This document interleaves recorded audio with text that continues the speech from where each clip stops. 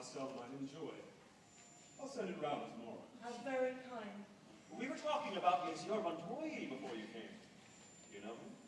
We've never really met, no, but I've often wondered whether he was any relation to the composer. Composer? You must know the Montoy Sonata. Do I? Don't you know it?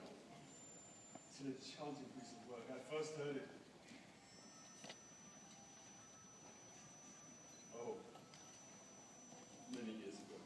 Oh, the Montoy Sonata! Yes, yes, of course, delightful. I wonder if the fellow is any relation. I must find out. I shouldn't think so. Well, it's getting late. Goodbye. And thank you for a most pleasant week.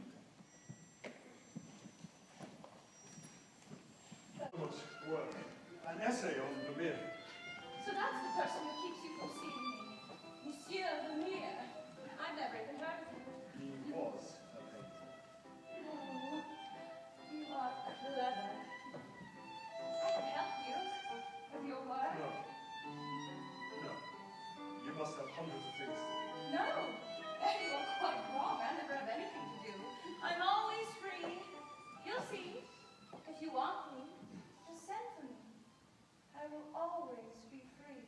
At any hour of the day or night. Forgive me. I am afraid of forming new attachments and being unhappy.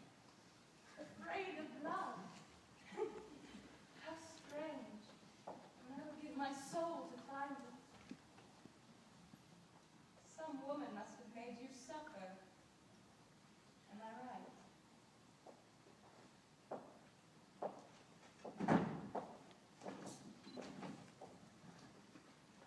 Ah, Marcel. The book. Yes, it's about Vermeer. I thought you might enjoy it. We are to meet Swan this evening. Swan? Who is Swan? Since you have known me, have you known any other men? I knew it was that kind of question from your face. No, I have not. Why would I want other men? I have you, silly.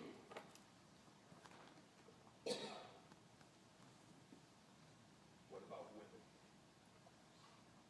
Women. You remember once Madame Montoy said to you, I know how to melt you all right.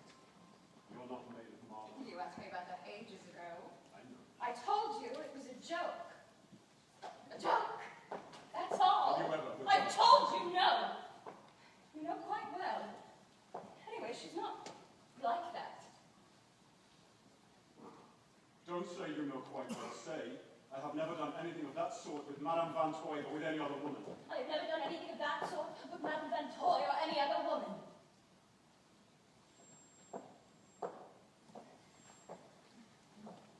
Can you swear on that medal around your neck? For God's sake, you make me sick. Tell me, yes or no, on your medal, have you ever done anything of that sort? How do I know? I don't even know what you mean. What things? What sort? Perhaps I have. Years ago. When I didn't know what I was doing. Perhaps 2 or 3 times. I don't know.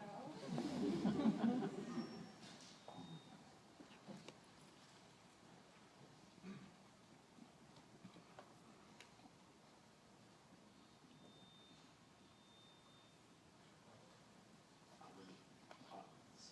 Exactly. For God's sake. Anyway, it's also long ago. It's quite a simple question. And you must remember. You must remember! My love. Last time. For instance. Oh, I don't know. I think in the bar on the island. You were dining with those Guermantes. At the next table was a woman. I hadn't seen her for ages, and she said to me, "Come around behind the rock there and look at the moonlight." I just yawned and said, "No, I'm too tired," but she swore there'd never been moonlight to touch me. And I said to her, "Come off it, dear. I've heard that one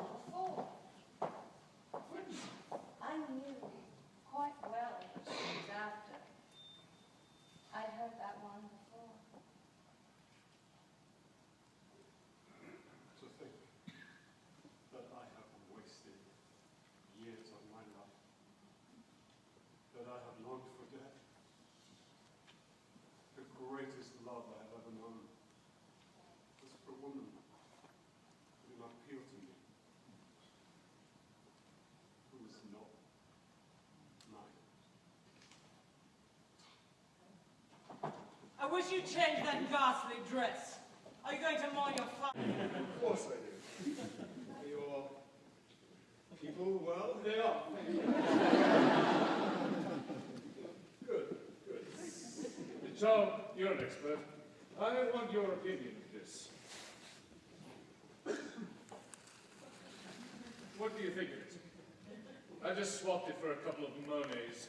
I didn't like it at Vermeer. What do you think?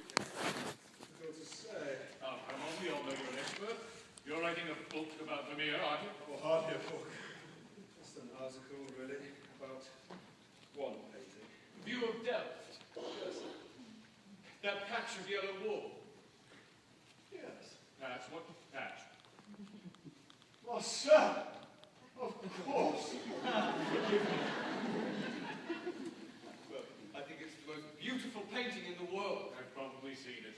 But anyway, Sean, what did you say this was? Bad joke. Charles!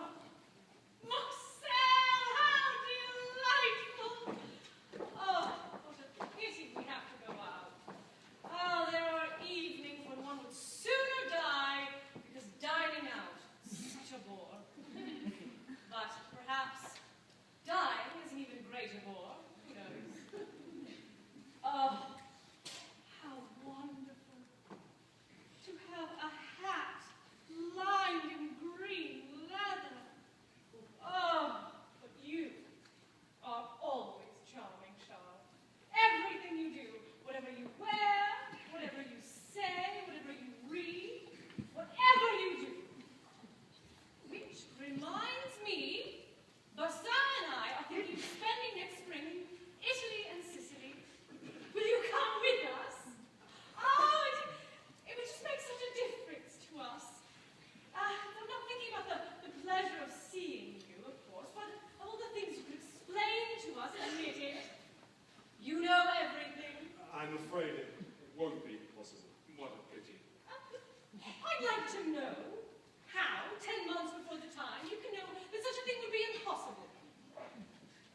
I'm not very well. Yes, you do look pale, but I'm not asking you to come next week or next year. Your carriage is here, Your Grace. Come on, Oriane, we'll be late.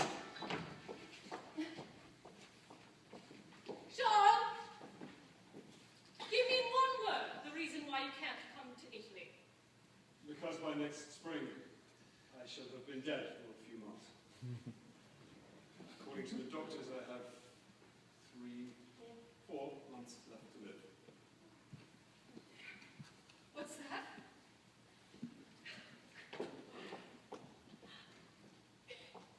You're joking. Well, it would be a joke in charming taste. I'm sorry. Since you asked me.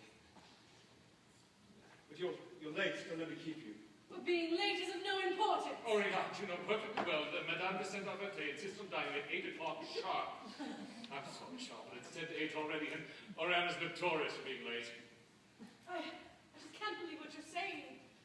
Well, you must come to luncheon any day, and we'll talk.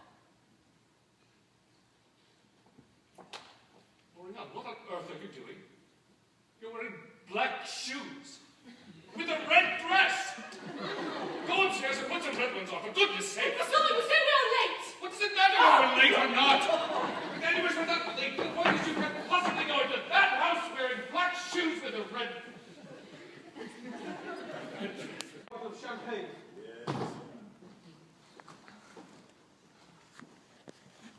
Anything else to get you, sir?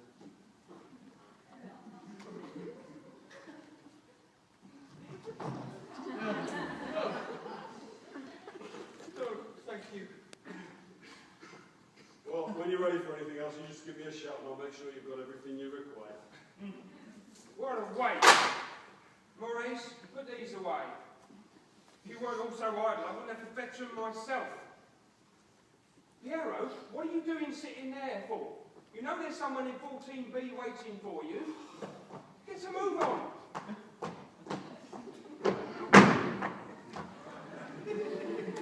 What do you come for?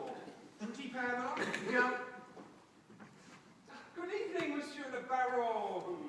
Need the Baron a drink? Baron, what have you come for? How about him? He's a milkman. And one of the most dangerous thugs in all Belleville. You'll do. Maurice, get up to 43. Get 43 ready, quick!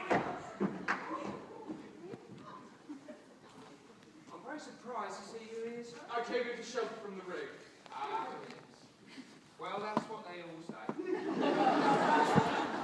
You own this, hotel. Yes, but I don't want you to misjudge me. The profit's very small. I have to let the rooms to respectable people as well sometimes. The running costs are high, equipment, overheads, labour, etc. See, I took this house on for the Baron to amuse him in his old age. I'm fond of him. And as for the lads, well, the Baron enjoys their companionship as much as anything else. He often plays cards with them. Maurice, for example, he's not a thug. He's a sweet young thing who sends most of the money he earns home to his mother. Can we have a word? Oh, everything all right, Baron?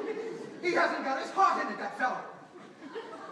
I know he's doing his best, but he's not brutal enough, nowhere near brutal enough.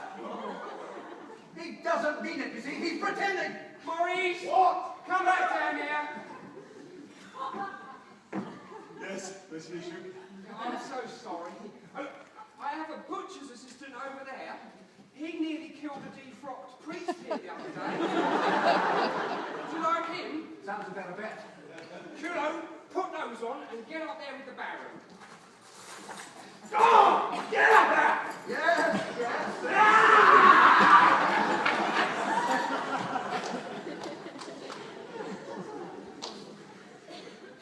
What's this? Oh, goodness.